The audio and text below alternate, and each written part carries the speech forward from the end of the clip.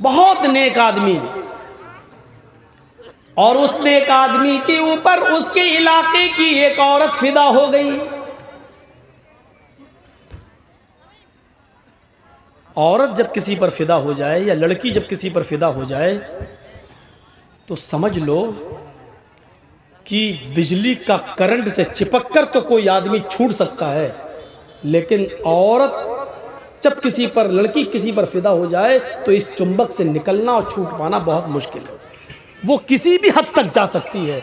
इसलिए कोशिश करो आप कि दूर ही रखा जाए, और जब वो मीठी मीठी बातें करे तो आप उससे सख्ती से बातें करें, उसके दिल में अपनी जगह बनाने की कोशिश ना करें, क्योंकि अगर उसके दिल में जगह बन गई तो बिजली के करंट से तो बच सकते हो, लेकिन औरत के करंट से नहीं।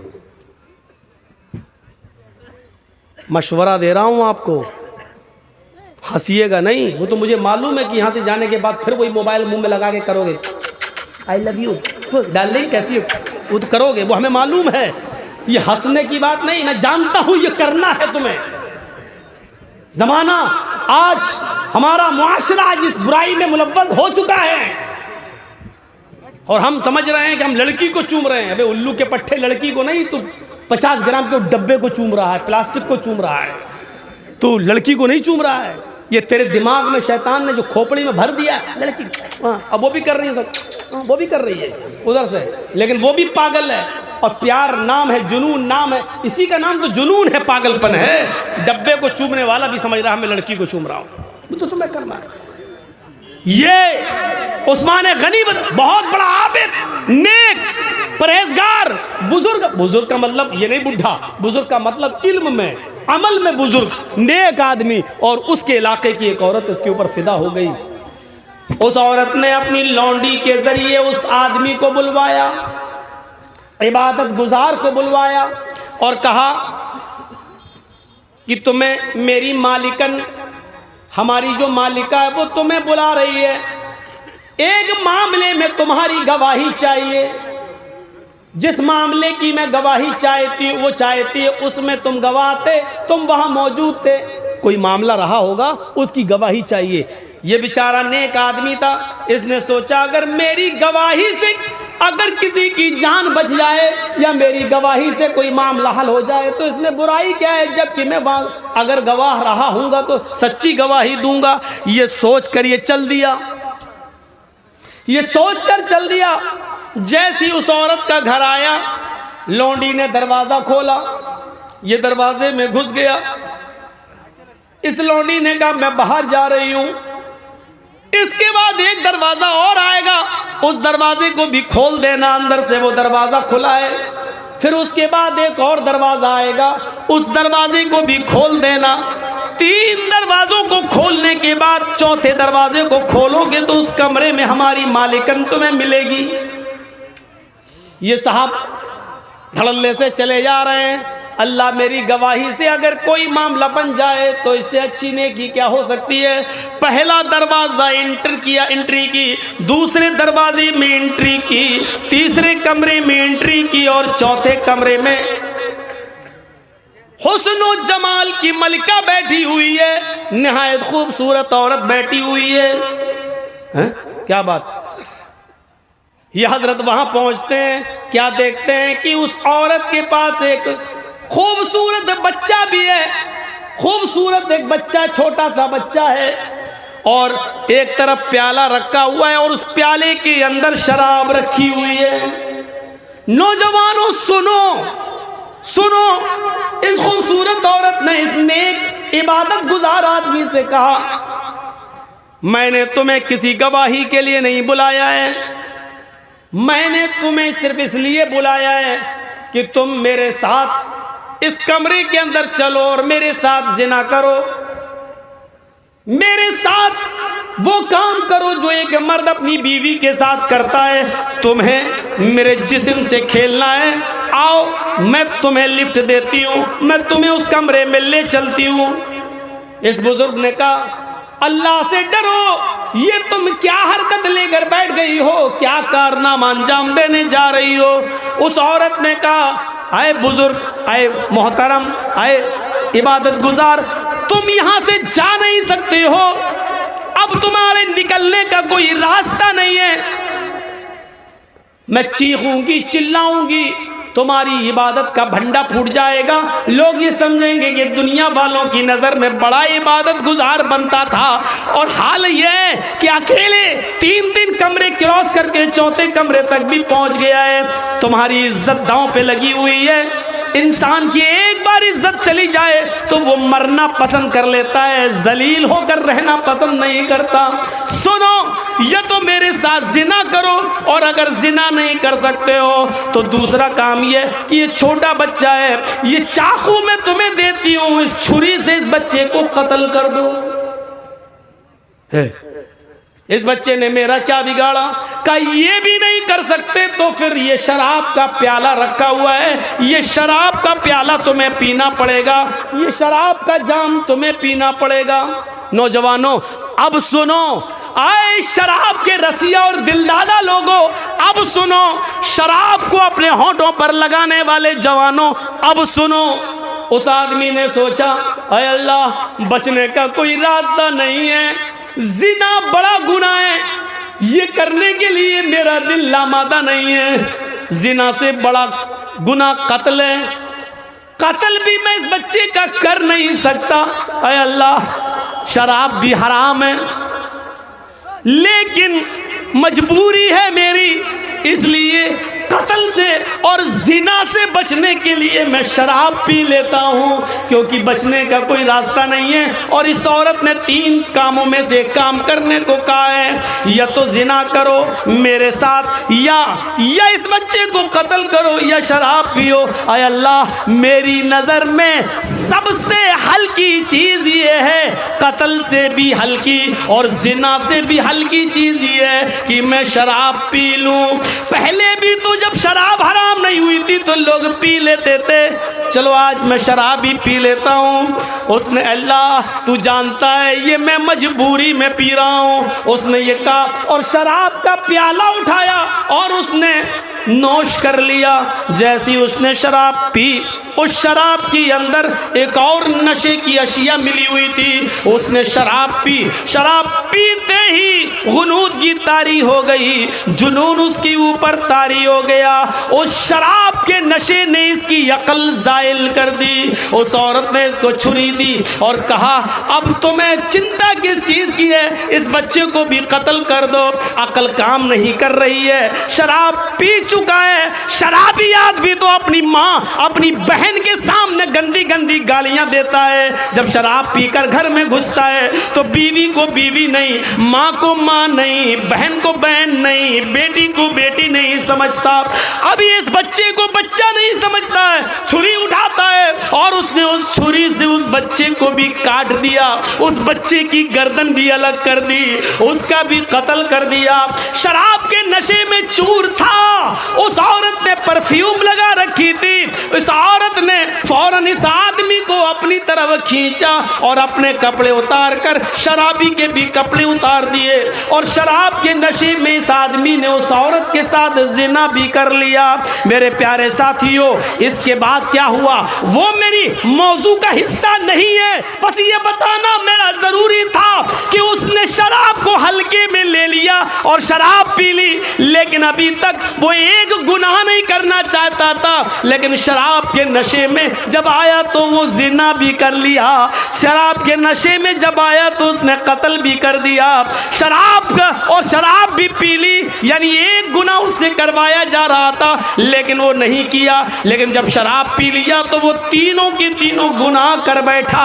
मेरे भाइयों, अब आओ जनाबे मोहम्मदुर रसूलुल्लाह के उस फरमान पर जो आपने कभी फरमाया था, उम्मुल खबाइस, ये शराब तो तमाम गंदगियों की जड़ है, तमाम बुरी चीजों की जड़ है। इस आदमी को शराब ने कातिल भी बना दिया, शराब ने इसको जिनाकार भी बना दिया और शराब पी लिया था। मेरे प्यारे साथियों, ये शराब ऐसी चीज है जो अकल को खत्म कर देती देती है, बुजुर्गों का अदब व एहतराम निकाल देती है, मजहब को गाली देने पर मजबूर कर देती है। शराब वो नशा है जो इंसान को अल्लाह की प्यारी किताब कुरान को भी जमीन पर पटकने पर मजबूर कर देती है। इसलिए कि शराब जब अकल को खत्म कर देती है तो फिर इंसान ये नहीं देखता कि ये अल्लाह का कलाम है, ये कुरान है या क्या है। वो नमाजियों को भी गाली देता है, वो माँ को भी गाली देता है, वो बहन को भी गाली देता है,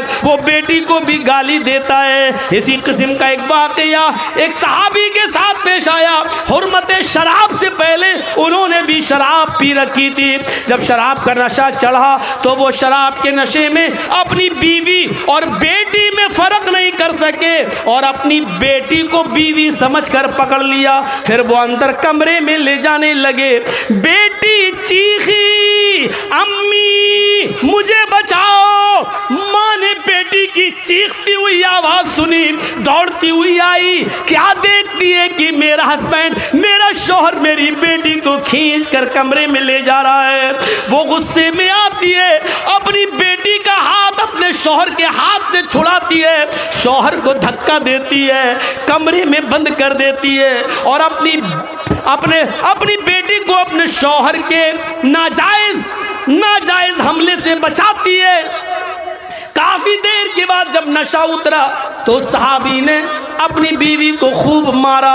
जब मार मार के थक गया तो बीवी बोली, अगर मार मार कर थक गए और अगर थके ना हो और कुछ और हसरत बाकी रह गई हो तो मैं 2 लकड़ी और ले आती हूँ, लीजिए और पीट पीट कर मुझे मार डालो।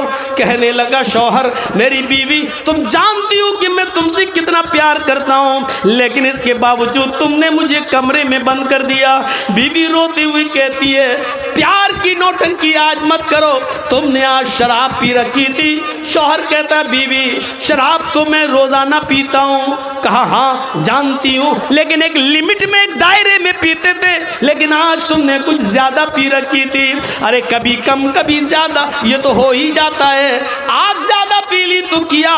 बीवी कहती नहीं, आज कुछ ज्यादा ही पी ली, इतनी पी ली कि बीवी और बेटी में फर्क नहीं कर सके। मेरे शौहर अपनी बेटी के मासूम चेहरे की तरफ देखो, उसकी चीख, उसकी पुकार अगर मेरे कानों तक न जाती तो आप उसकी इज्जत से खेल चुके होते, आप उसकी इज्जत से खिलवाड़ कर चुके होते, अपने हाथों से अपनी बेटी की इज्जत लूट चुके होते। क्या कह रही हो मेरी बीवी? हाँ, नजरें आसमान पर गई।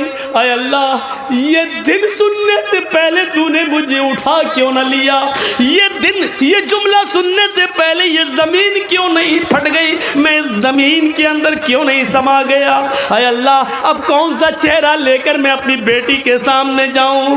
कौन सी शक्ल लेकर मैं अपनी बेटी के सामने आऊं? अय अल्लाह, काश ये जमीन फट जाती, मैं इस जमीन के अंदर चला जाता। लेकिन आज मैं वो कसम खाता हूं और आज मैं इकरार करता हूं, आय अल्लाह तू गवाह रहना, आय अल्लाह तू गवाह रहना, आय अल्लाह तू गवाह रहना, आय मेरी बीवी मेरी गवाही पर तू भी गवाह रहना। आय अल्लाह, आज के बाद कसम खाता हूं मैं तेरे इज्जत व जलाल की, तेरी किबरियाई की, आज के बाद मैं शराब को हाथ नहीं लगाऊंगा, कभी जिंदगी में शराब नहीं पीऊंगा। जब हराम नहीं हुई तो एक नुकसान देखा, बेटी का हाथ पकड़ा, अकल खत्म हो गई, बेटी को बीवी समझ लिया। एक मर्तबा ऐसा हुआ और शराब अभी हराम नहीं हुई, लेकिन फिर भी उस सहाबी ने हमेशा जिंदगी भर शराब को छोड़ने की कसम खा ली और अल्लाह की कसम खा के कहा कि मैं आज के बाद शराब को हाथ नहीं लगाऊंगा। नौजवानों, जब शराब हराम नहीं हुई तो लोग कसम खा लिया करते थे कि अब शराब को हाथ नहीं लगाऊंगा। आज तुम कैसे पी लेते हो?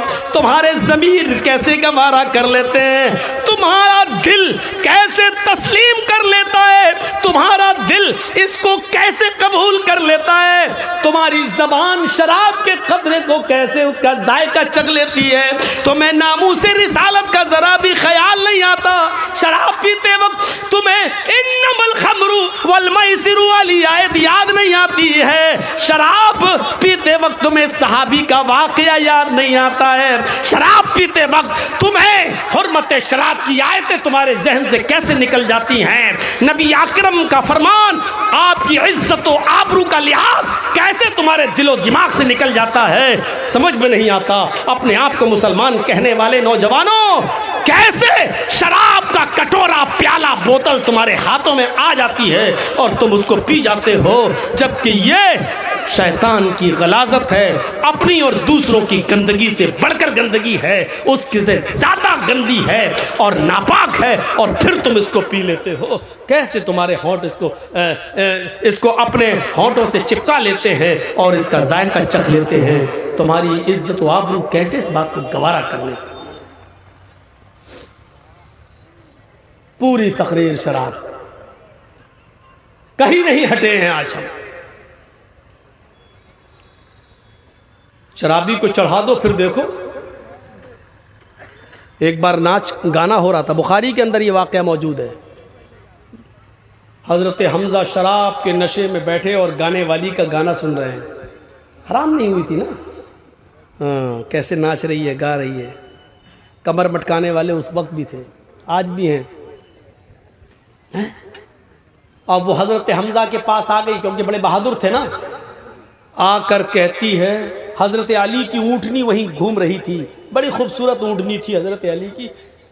अब वो चाहती थी कि इस ऊँटनी की कलेजी हमें मिल जाए, तो हज़रत हमज़ा को उकसा देती है, अला या हमज़ा लिशुर्फिन नवा, अरे हमज़ा,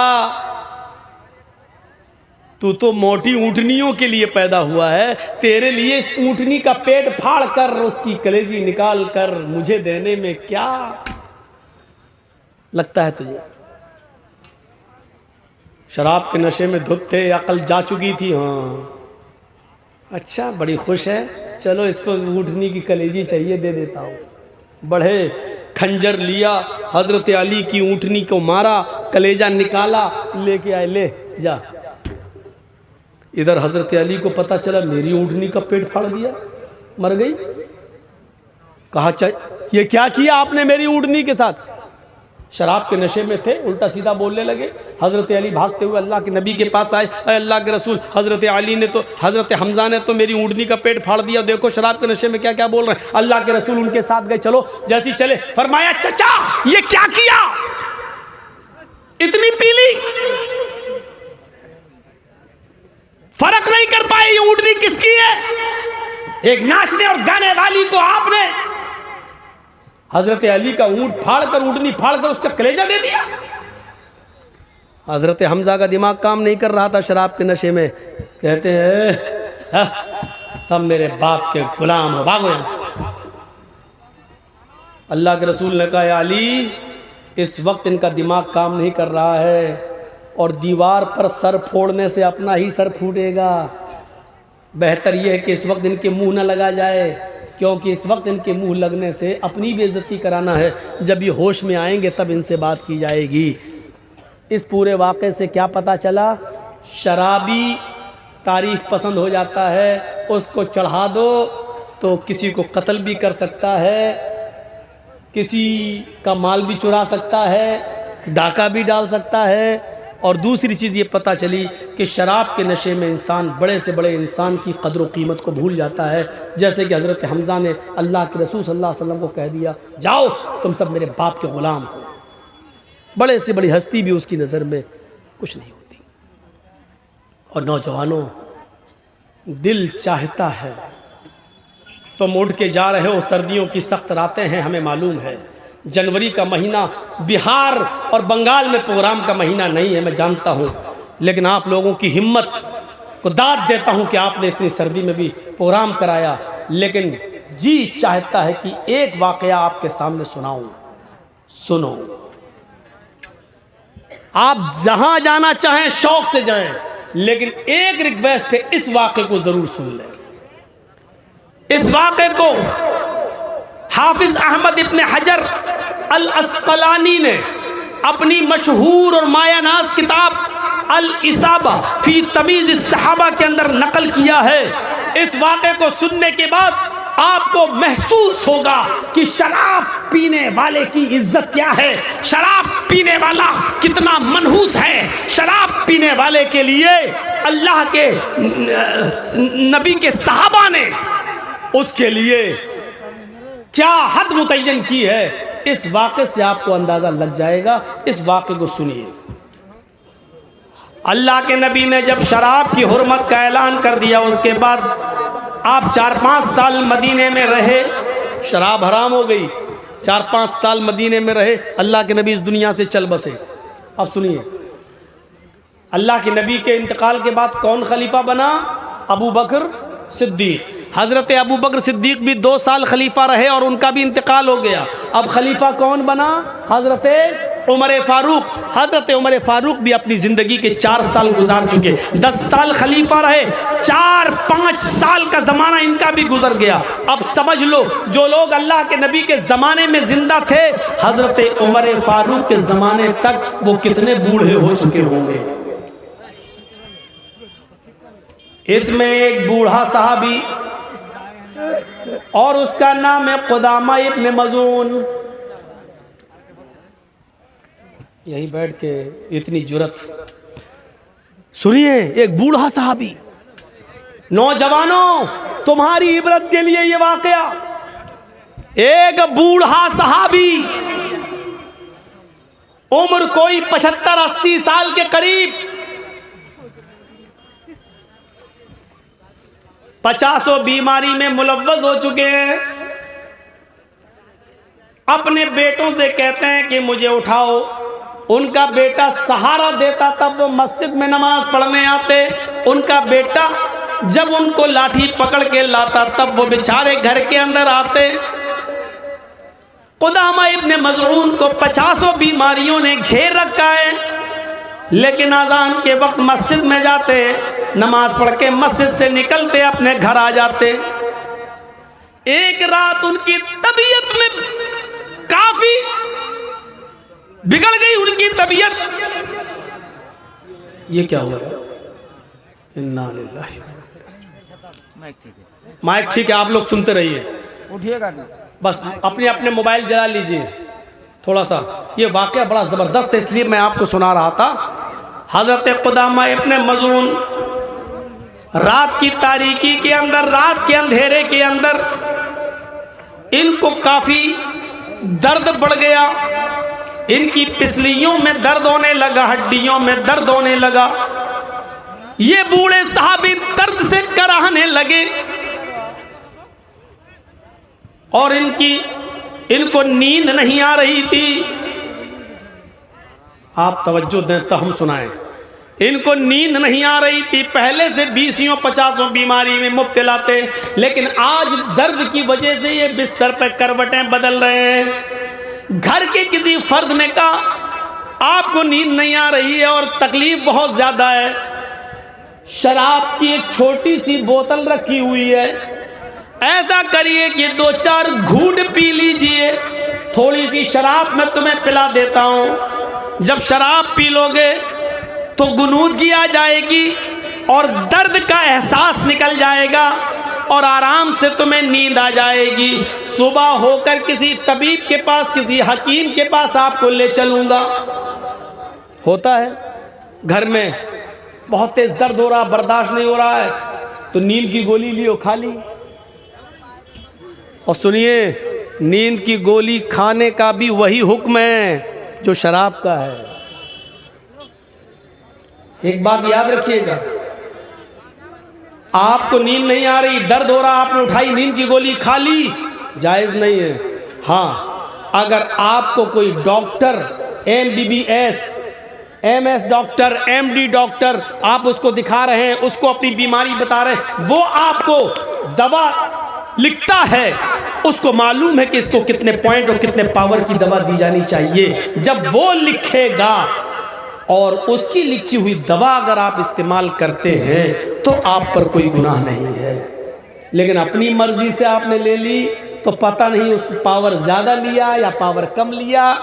आपको तो नींद चाहिए, दर्द है, आपको चाहिए था 0.25, आपने ले ली 0.5। आपको चाहिए था चौथाई डोज, आपने ले लिया आधा डोज। आपको चाहिए था 4 आने भर, आपने ले लिया 1 डोज, 1 रुपए भर। ये शराब के हुक्म में दाखिल है, शराब के हुक्म में। सुनिए, कुदामा इब्ने मज़ऊन को किसी ने मशवरा दिया, उन्होंने कहा ठीक है, लाओ नींद तो आ जाएगी आराम से, और वैसे भी मजबूरी है, मैं तो बीमार हूँ और नींद नहीं आ रही है। उन्होंने थोड़ी सी शराब पी ली। नौजवानों, उन्होंने थोड़ी सी शराब पी ली और फिर उनको नींद आ गई, वो सो गए। फजर की नमाज के बाद हजरत अबू हुरैरा रज़ी अल्लाह ताला अन्हु और दूसरे सहाबा के जरिए उमर फारूक रज़ी अल्लाह ताला अन्हु को ये इत्तला मिलती है, क्या है अमीरुल मोमिनीन, आज की रात कुदामा इब्ने मज़ऊन जो 50 बीमारी में मुब्तला हैं, आप उनकी आयादत के लिए उनके घर भी जा चुके हैं, लेकिन कल रात में उनको इतना दर्द हुआ कि उनको थोड़ी सी शराब पीना पड़ी ताकि उनको सुकून मिल जाए। हजरत उमर ने कहा, क्या इस बात की तुम गवाही देते हो कि कल की रात में कुदामा इब्ने मज़ऊन ने थोड़ी सी शराब पी ली थी? कहा गवाहों ने गवाही दे दी कि कुदामा इब्ने मज़ऊन ने थोड़ी सी शराब पी। हुक्म नाफिज होता है हजरत उमर फारूक का कि कुदामा इब्ने मज़ऊन को दरबार खिलाफत में लाया जाए। उनके बेटे कुदामा इब्ने मज़ऊन को अपने कांधों पर सहारा देते हैं और उनको पकड़ के लाते हैं, हजरत उमर फारूक के पास उनको खड़ा कर देते हैं। हजरत उमर फारूक अब डायरेक्ट सवाल करते हैं, शेख मोहतरम, मेरे बुजुर्ग मोहतरम, मेरे पास ही ऐसी खबर आई है कि कल की रात तुमने थोड़ी सी शराब पी रखी थी। हजरत कुदामा इब्ने मज़ऊन मुस्कुरा कर जवाब देते हैं, हाँ आए अमीरुल मोमिनीन, आपको तो मालूम ही है कि मुझे कितनी बीमारियां हैं और आपको ये भी मालूम है कि मैं अक्सर बीमार रहता हूँ इस उम्र में।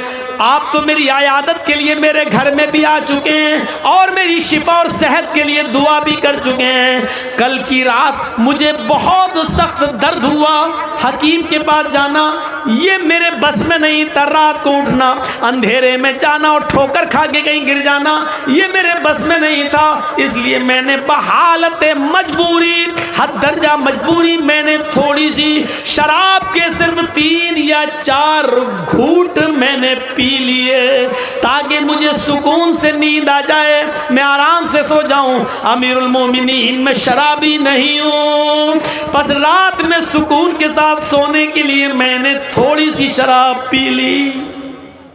हजरत उमर फारूक की आंखों में आंसू आ गए और रोते हुए कहते हैं, कुदामा इब्ने मज़ऊन, अफसोस है कि तुमने मेरे सामने भी सच्चाई का एतराफ़ कर लिया और हमारे सामने हद नाफिज करने के अलावा कोई चारेकार नहीं है। आए कुदामा इब्ने मज़ऊन, हमारे और तुम्हारे नबी जनाब मोहम्मद रसूलुल्लाह ने शराब का एक घूंट ही क्यों न किसी ने पिया हो, उस पर 40 दुर्रे 40 कोड़े मारने की हद जारी की है। लिहाजा आए कुदामा इब्ने मज़ऊन, मुझे तुम्हारे ऊपर 40 कोड़े मारना पड़ेंगे, 40 कोड़ों की सजा तुम्हें देना पड़ेगी। कुदामा इब्ने मज़ऊन कहते हैं, अमीरुल मोमिनीन, क्या आपको मेरी मजबूरी नहीं दिखाई दे रही है? मैंने शौक से ये शराब नहीं पी है, मैं 50 बीमारी में मुब्तला हूँ और मैं आपको कह रहा हूँ कल इतनी तेज मेरे दर्द हुआ, जब बर्दाश्त से बाहर हो गए इस बूढ़े आदमी के लिए, तो मुझे मशवरा दिया तो थोड़ी सी शराब मैंने पी ली ताकि सुकून से नींद आ जाए। हजरत उमर फारूक कहते हैं, आए कुदामा तुम ठीक कह रहे हो, लेकिन मेरे सामने ऐसी कोई हदीस नहीं है, ऐसा कोई वाकया नहीं है। अल्लाह के नबी सल्लल्लाहु अलैहि वसल्लम के सामने भी लोगों ने अपनी मजबूरियां बयान की थी, लेकिन अल्लाह के रसूल सल्लल्लाहु अलैहि वसल्लम ने उनकी मजबूरियों को मजबूरी नहीं माना। मजबूरी में भी शराब पीने वालों को कोड़े लगाए हैं। हमें कोई ऐसा मंजर नहीं मिलता कि किसी के सामने शराब की मजबूरी बताई गई हो अल्लाह के नबी के सामने, और अल्लाह के नबी ने उसकी मजबूरी छोड़कर सुनकर उसको छोड़ दिया हो और कोड़े ना मारे हो। मेरे सामने ऐसा कोई वाकया नहीं है। हजरत अबू हुरैरा को गुस्सा आने लगता है, चंद बड़े बड़े सहाबा को गुस्सा आने लगता है, आए अमीरुल मोमिनीन, इतना बूढ़ा आदमी जो अकेले मस्जिद में नमाज पढ़ने नहीं जा सकता है, आपके पास भी आया तो उसने अपने बेटों के कंधों पर हाथ रखकर यहाँ लाया गया, आप ऐसे मजबूर और ऐसे बूढ़े आदमी को कोड़े लगाएंगे? इसकी मजबूरी आपको नहीं दिखाई दे रही है? हजरत उमर कहते हैं, आए अबू हुरैरा, अफसोस है मुझे कि मैं तुम्हारी बात नहीं मान सकता। मशवरा के लिए बैठो। बड़े बड़े सहाबा मशवरा करते हैं। हजरत उमर कहते हैं, लोगों इतनी सी बात मुझे बता दो, सबके मशवरे सराखों पर तुम सब ये कह रहे हो कि कुदामा इब्न मज़ून को छोड़ दिया जाए, मजबूरी में शराब पी है। मैं तुम्हारी बात मानने के लिए तैयार हूँ, लेकिन मुझे एक ऐसा कोई वाक़या बता दो अल्लाह के नबी सल्लल्लाहु अलैहि वसल्लम के सामने आया हो और उसने अपनी मजबूरी बताई हो और अल्लाह के रसूल ने उसकी मजबूरी सुनकर उसको छोड़ दिया हो कि इसके ऊपर शराब की हद नाफिज न करना, 40 कोड़े मत मारना। मजबूरी में किसने पी थी? कोई ऐसा वाक़या बता दो। ऐसा कोई वाक़या नहीं मिला, न किसी सहाबी ने बताया, इसलिए हजरत उमर फारूक को ऐलान करना पड़ा, तुम लोग मुझसे नाराज रहते हो, रहो। आए अबू हुरैरा और आए बड़े बड़े सहाबा, तुमको गुस्सा आ रहा है, आने दो, तुम नाराज हो मुझसे, रहो, लेकिन मैं तो हद नाफिज करूंगा, 40 कोड़े इन पर लगवाऊंगा। फिर मीटिंग होती है।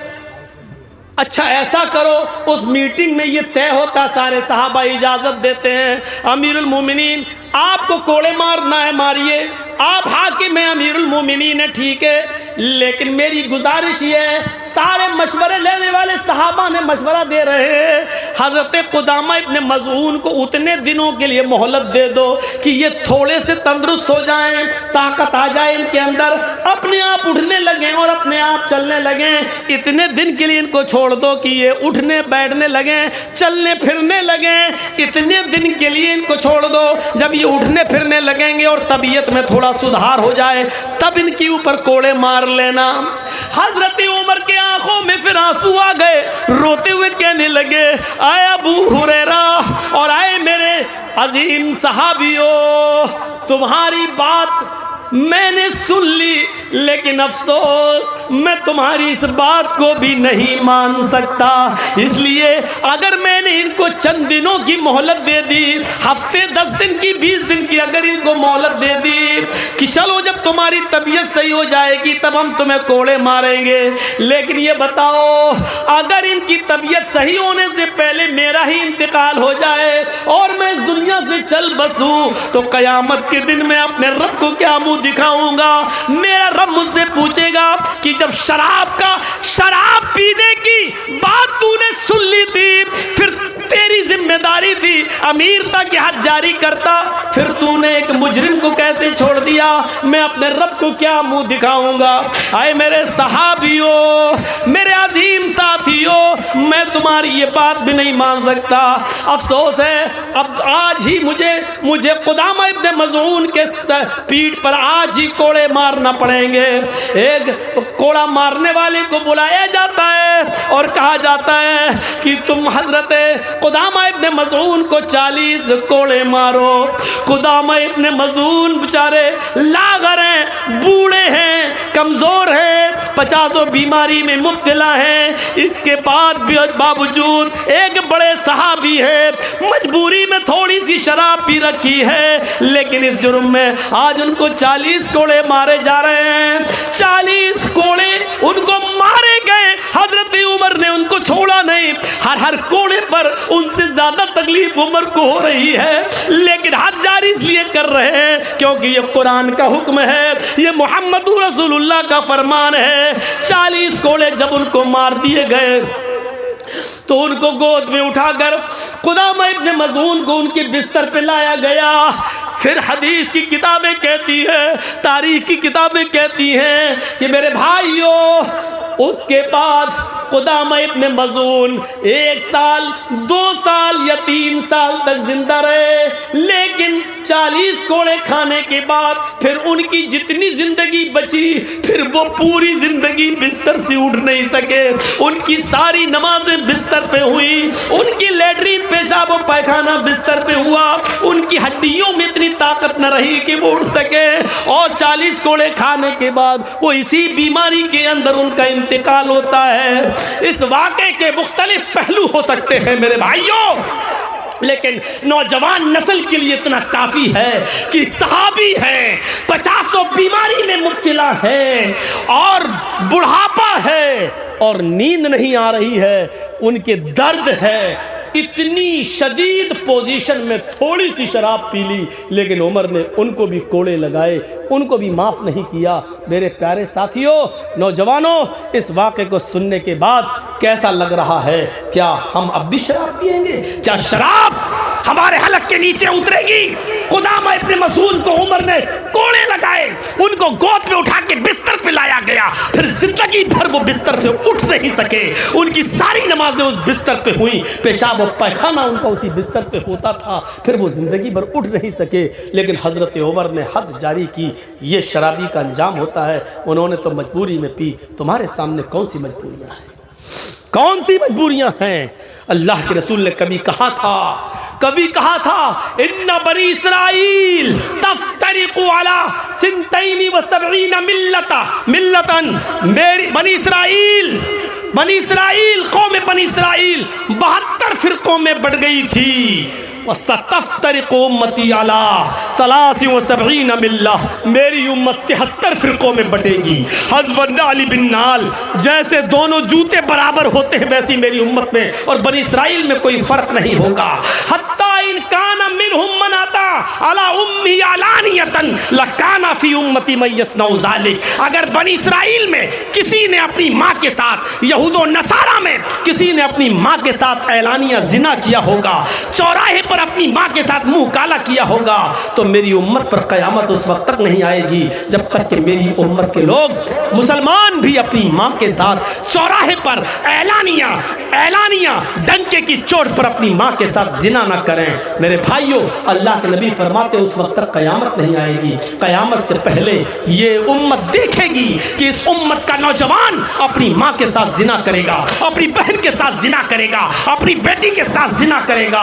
और सुन लो आए नौजवानों, अगर किसी ने अपनी माँ के साथ जिना किया, अपनी बहन के साथ जिना किया, अपनी बेटी के साथ जिना किया, तो यहाँ तक पहुँचाने वाली अगर कोई चीज़ होगी तो यही शराब होगी, यही शराब, क्योंकि इससे ज़्यादा अकल पर डाका डालने वाली कोई चीज़ नहीं होती।